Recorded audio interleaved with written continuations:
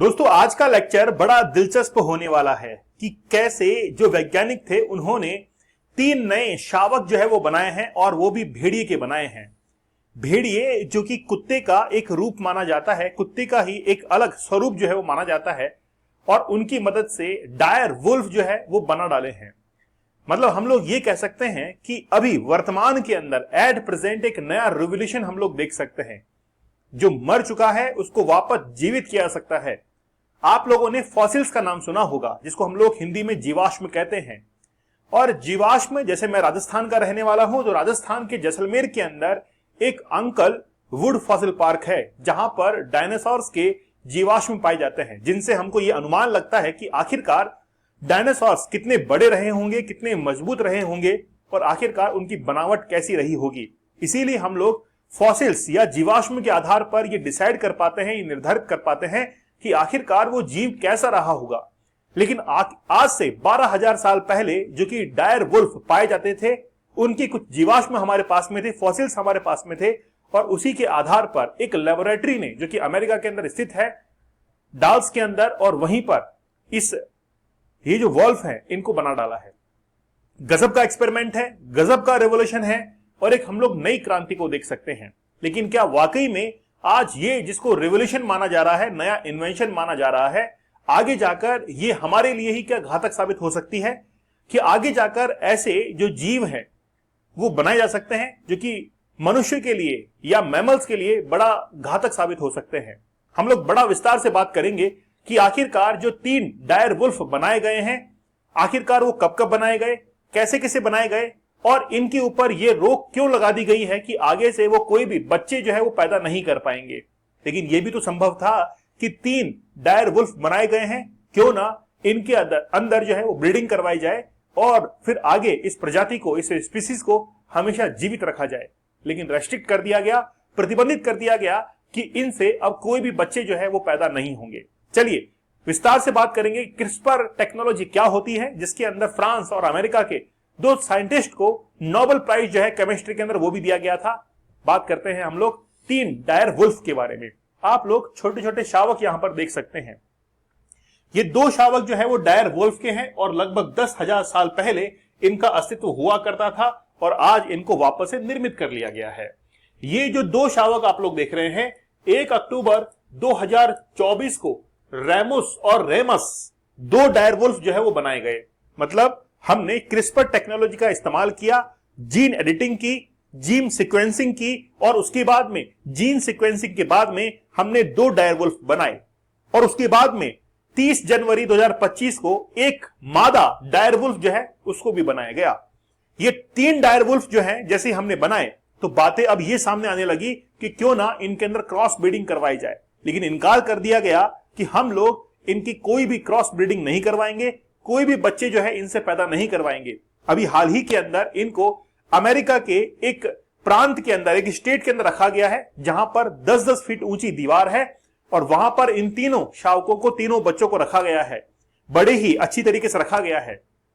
हम लोग जब भी जीनोम सीक्वेंसिंग की बात करते हैं या जीन एडिटिंग की बात करते हैं तो बड़ा ही दिलचस्प ये विषय है।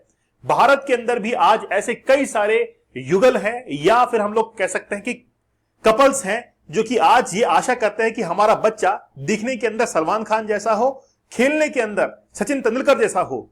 लेकिन क्या यह संभव है? ये बिल्कुल संभव है, लेकिन ये हो सकता है जीन एडिटिंग की मदद से। इसीलिए यहां पर 2 जीन जो है उसका इस्तेमाल किया गया और हमने फिर बना डाला इन वुल्फ को। जैसे किसी बच्चे का जन्म होता है तो बच्चे के जन्म के अंदर उसकी आंखें, उसके नाक, उसके होठ, उसके हाथ, सब कुछ जो है वो अपने माता पिता से मैच करते हैं।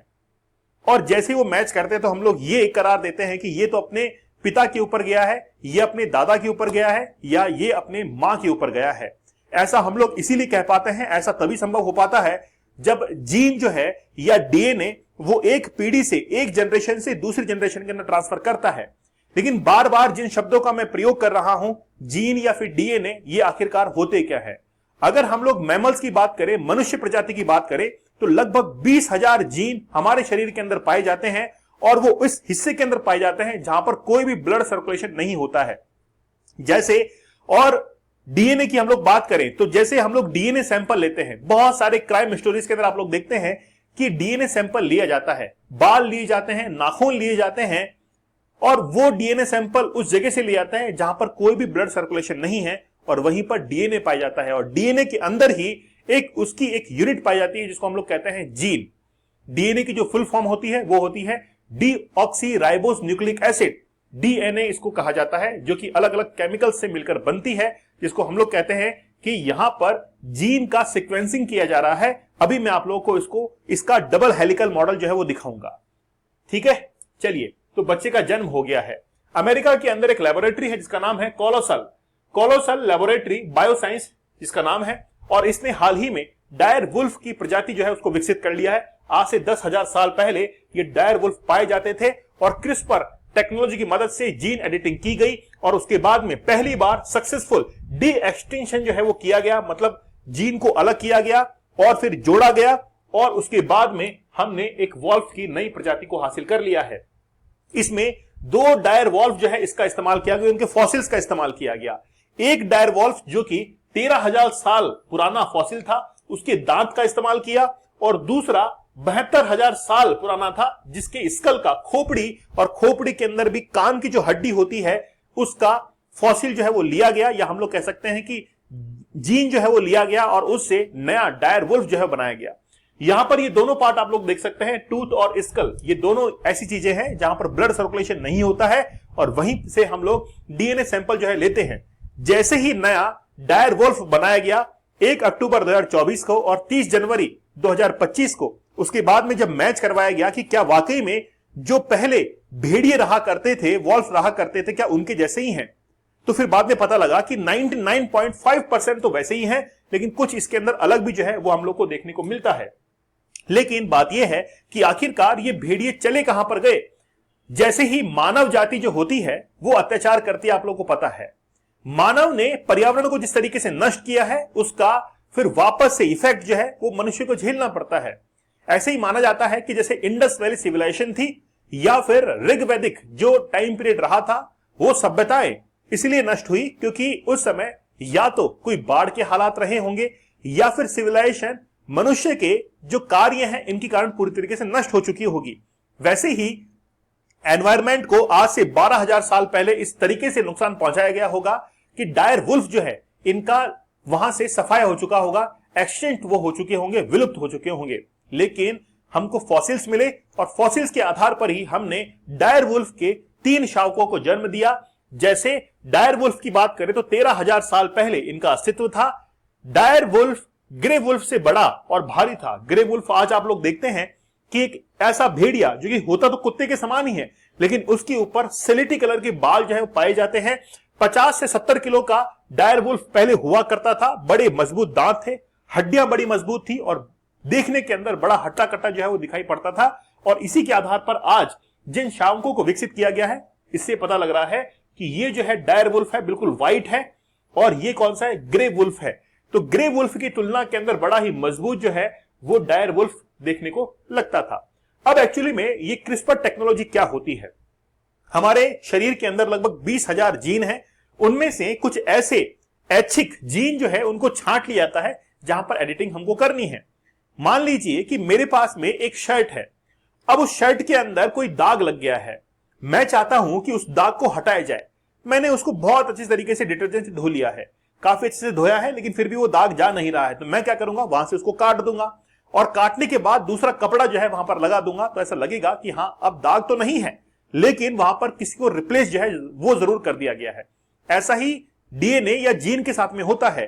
तो जीन के अंदर जो चीज काम की नहीं है या फिर जो हमारे काम की नहीं है उसको वहां से, या इफेक्टेड है, हो सकता है कि वहां पर कोई डिजीज हो, तो उसको वहां से हटाकर नए जीन को वहां पर डाल दिया जाता है जिसकी हमको रिक्वायरमेंट है। इसी को जीन एडिटिंग कहा जाता है। लेकिन इसको काटना आसान नहीं होता है, इसके लिए सीजर्स मतलब जो केमिकल्स की कैंचियां होती हैं उनका इस्तेमाल करते हैं, और इसको हम लोग कहते हैं क्रिस्पर। और इसके अंदर ही अमेरिका और फ्रांस के 2 साइंटिस्ट को नोबेल प्राइज जो है वो भी मिला था। चाइना ने सबसे पहले इसका एक्सपेरिमेंट भी किया था क्रिस्पर टेक्नोलॉजी का, और 14 जीन्स जो कि रेस्पॉन्सिबल थे आज इन वुल्फ को बनाने के लिए, और इसीलिए उनका इस्तेमाल करते हुए एडिटिंग की गई MC1R जीन के अंदर और MSFD12 इनके अंदर जो है एडिटिंग की गई। तो आप लोग यहां पर देख सकते हैं कि कैंची के इस्तेमाल से जीन की एक लाइन जो है उसको काटा जा रहा है और यहां पर दूसरा जो है इंपोज किया जा रहा है, उसको जोड़ दिया जा रहा है। इसको जीन एडिटिंग जो है वो कहा जाता है। आसान भाषा के अंदर आप लोग समझ पा रहे हैं। अब हमारे जो शरीर होता है, हमारी जो काया होती है, हमारी जो बॉडी होती है, उसके अंदर सबसे छोटी यूनिट कोशिका पाई जाती है, सेल। और उस सेल के अंदर डीएनए पाया जाता है और डीएनए के अंदर ही जीन पाया जाता है। ठीक है। अब जब भी नया बच्चा जन्म लेता है तो जीन ट्रांसफर करते हैं। डबल हेलिकल मॉडल जो है जीन का पाया जाता है, मतलब डीएनए का पाया जाता है। डबल हेलिकल मॉडल मतलब ये आप लोग देख रहे हैं, एक कुंडलित नुमा संरचना देख रहे हैं, इसको हम लोग कहते हैं डीएनए। तो डीएनए के अंदर अगर हमको ये जो है इन्फेक्टेड था, इसको यहां से हटाया गया, ब्लू को यहां पर जोड़ दिया गया, तो हमने कहा कि हेल्दी डीएनए स्ट्रक्चर जो है वो बन चुका है, इच्छित जीव जो है वो बन चुका है। अब वापस आते हैं हम लोग हमारे टॉपिक के ऊपर। वॉल्फ, जिनको हाल ही के अंदर बनाया गया है, 3 वॉल्फ हैं। इनको अमेरिका के डैलास के अंदर, जो कि वहां का एक डिस्ट्रिक्ट है, उसके अंदर संभाल कर रखा गया है। और यह माना जा रहा है कि अब इनके अंदर ब्रीडिंग जो है वो नहीं करवाई जाएगी, बच्चे जो है इनके नहीं करवाए जाएंगे, क्योंकि पहले हम लोग थोड़ा सा इनको बड़ा करेंगे और बड़ा करने के बाद फिर हम लोग रिजल्ट्स देखेंगे कि आखिरकार इनके क्या रिजल्ट्स रहते हैं। इसीलिए अमेरिका के अंदर जो लेबोरेटरी है उसका काम ही ये है कि जो भी विलुप्त हो चुके हैं, एक्सटिंक्ट हो चुके हैं जीव, उनको वापस से पृथ्वी के ऊपर, अर्थ के ऊपर जो है वो लेकर आना और फिर अपनी इस जो कला है, या फिर हम लोग कह सकते हैं कि ये जो इन्वेंशन है, इसको वापस से जो है वो साबित करना। इसीलिए अमेरिका के साइंटिस्ट ने इसको संभव किया है और वुल्फ की नई प्रजाति जो है वो आ चुकी है। ये वुल्फ आखिरकार रहा कहां करते थे? जो ठंडे इलाके रहते हैं, जिनको हम लोग टुंड्रा प्रदेश कहते हैं, टुंड्रा जो रीजन्स हैं, वहां पर ये रहा करते थे। लेकिन आज से 13,000 साल पहले ये विलुप्त हो चुके थे। आज वापस से इनको बना लिया गया है। ठीक है। जैसे हमने डॉली भेड़ एक बनाई, कई बार हम लोग भैंस, कई बार हम लोग गाय, ऐसे हम लोग क्लोनिंग जो है वो भी करते हैं और इच्छित जिसको हमको पाना होता है वैसा जीव हम लोग बना डालते हैं। साइंटिस्ट इसके अंदर आज महारत हासिल कर चुके हैं। ठीक है। आप लोग हमारे 75 डेज के हार्ड चैलेंज जरूर ज्वाइन कीजिएगा। ये लाइफ चेंजिंग कोर्स है और आपको बहुत मदद करेगा आपके लक्ष्य तक पहुंचने के अंदर, आपके टारगेट को अचीव करने के अंदर। मैं आपसे वादा करता हूं कि आप लोग अगर 75 डेज के हार्ड चैलेंज साथ में जुड़ेंगे तो आपको लगेगा कि आपके पोर्नोग्राफी देखने की जो हैबिट है, एडिक्शन है, आप उससे दूर हट जाएंगे और आप सक्सेस की तरफ एग्जाम क्रैक कर पाएंगे और बिजनेस के अंदर अच्छा कर पाएंगे। क्योंकि 75 टेक्निक्स हमने कुछ ऐसी बताई है इसके अंदर जिसकी मदद से आप लोग अच्छा कर सकते हैं। साइंस इन डेप्थ हमारा बैच चल रहा है और केमिस्ट्री हमारी शुरू हो रही है सैटरडे से। तो साइंस कूपन कोड यूज करके आप लोग इसके साथ में जुड़ सकते हैं। लेक्चर कैसा लगा मुझे आप लोग जरूर बताइएगा। सेशन को लाइक और शेयर जरूर कर दीजिएगा। चैनल के ऊपर नए हैं तो सब्सक्राइब आप लोग जरूर कर दीजिएगा। लेकिन आपके एक बेहतरीन फीडबैक और कमेंट का इंतजार रहेगा। तब तक धन्यवाद। Thank you. जय हिंद।